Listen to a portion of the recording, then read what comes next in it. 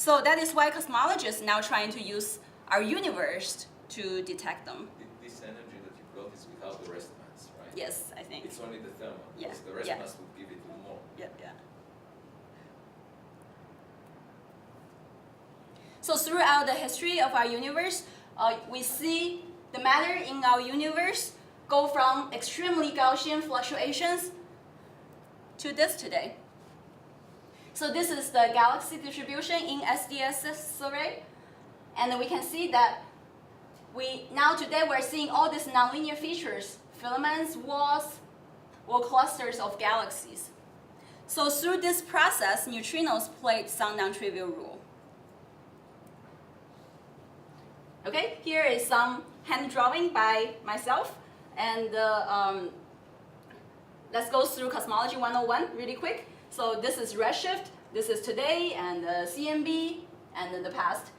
So we have three major components in our universe: dark energy, flat as a function of time, and radiation and matter. So our universe was first dominated by radiation, and then we entered matter domination, and only recently we entered dark energy domination.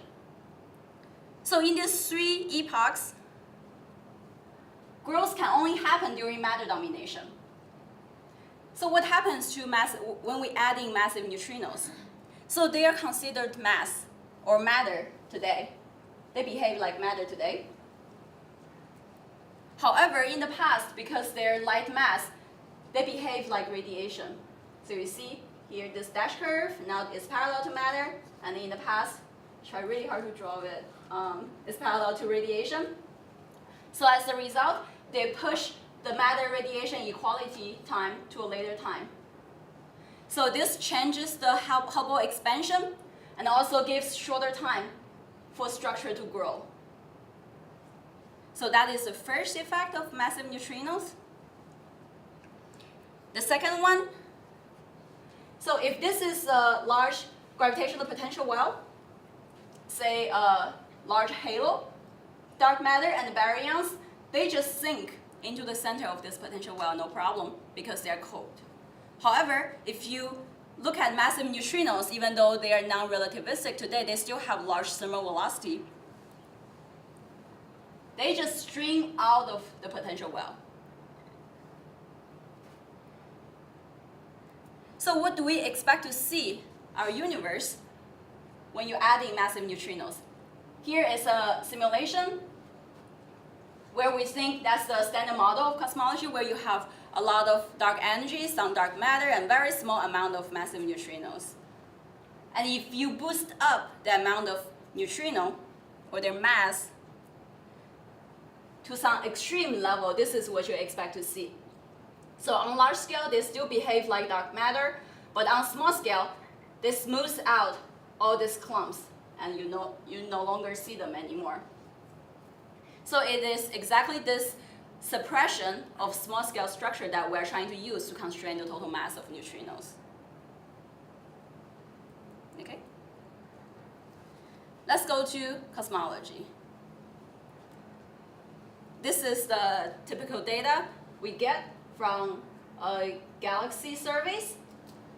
So what do we do with all this beautiful data?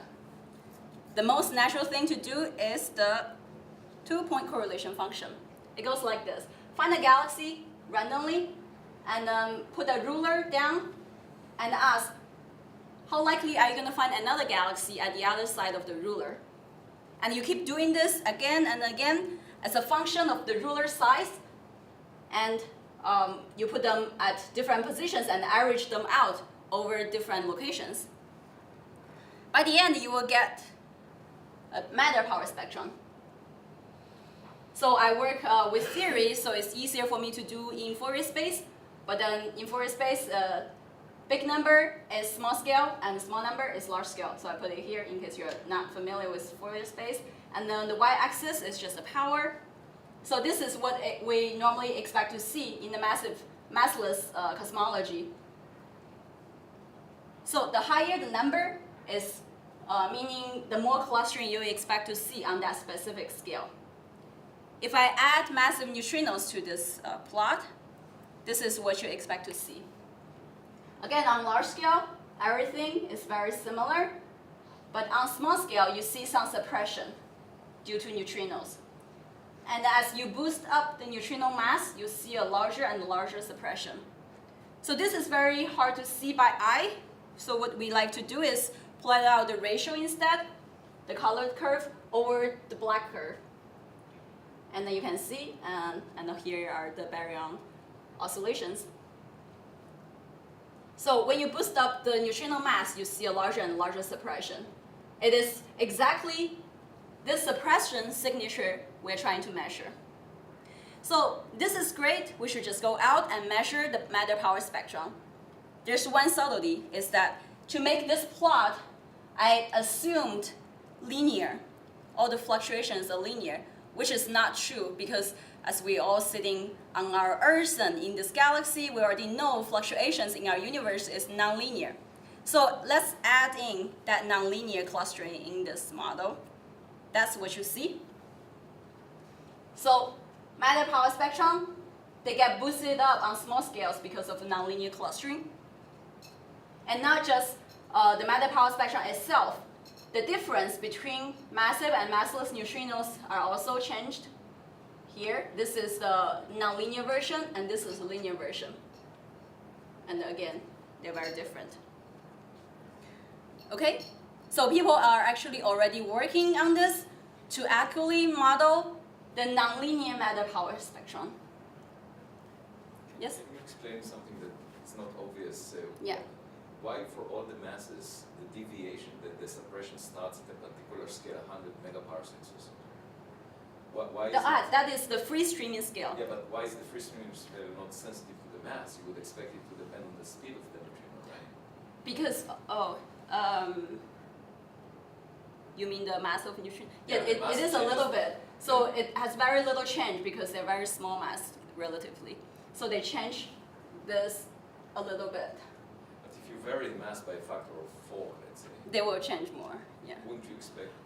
Or maybe because it's logarithmic, we can't see a change by a factor of 2. I think it's actually matter radiation equality. So I think once you get the things so hot, they're so light that they're not. It doesn't matter because the free streaming is the age of the universe times the speed of the neutrino. That would be the free streaming scale, right? And you would expect it to depend on the mass, like square root of You should mass. maximize that. You can't make that product larger than the speed of light times the matter radiation equality time. So you think that's what sets this? Because that's the baryonic. yeah. It's also that because that's the speed of light divided by square root of 3. It's both the same. Yeah, so it does do many things. So one is move the matter radiation equality time, change the peak of this shape, but also coincidentally, the suppression starts here. That's where the free streaming scale is, and then that's why you see a little boost here. That's the combination of these two effects. Yeah. How do you model the nonlinear here? You just simulate or? Oh, here I just used the halo fit, just something quick, Takahashi model. Yeah, but are you sure that, if it's as simple as this, people don't need to do simulation for nonlinearity, right? I mean, in CAM you turn on the Yeah. nonlinear, but Yeah. are you sure that doing No, I just want to show you like what we expect for a nonlinear power spectrum. Yes, but we also do simulations to model this. then how the close, the nonlinearities that you get from this complex? I think this is accurate to 10% right now, but people are running more simulation to model this better. But then that brings up my next plot. I want to convince you that even we try really hard to model this nonlinear matter power spectrum, it's still not enough. And I want to demonstrate this with simulations. So this is a millennial simulation, and clusters, and voids, and filaments, as you're probably very familiar. So I'm now going to show you two plots side by side. One is the millennial simulation, another is a Gaussian random field. Okay? So which scale is it? So I think this is on the order of few tens or 100. I think, yeah, order of 100 of megaparsec. But I will show you the scale soon.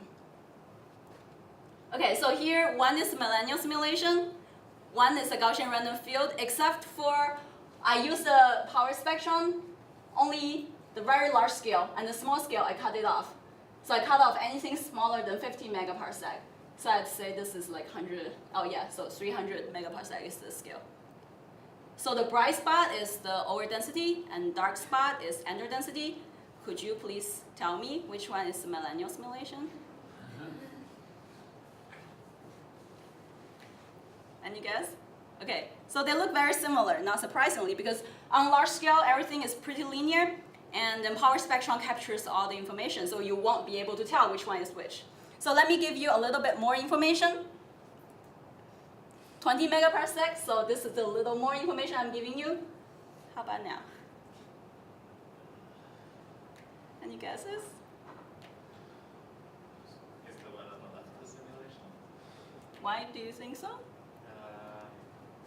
I We're just matching to the one I showed you. I thought the cluster was in the same place. So. Yes. I could be wrong. No, people, you guys are supposed to do better because you are in a computation center. I didn't use illustrious because people would just like guess it right away. Okay, so I'll give you a little more information. Is that clear now? Which one is the real simulation? So this is simulation, and this is the actual information I give you. So this smoothed at 5 megaparsec, the two images. And the power spectrum cannot tell them apart. In fact, future surveys can even do better than this. We can smooth even at smaller scale, 1 megaparsec. So which one is the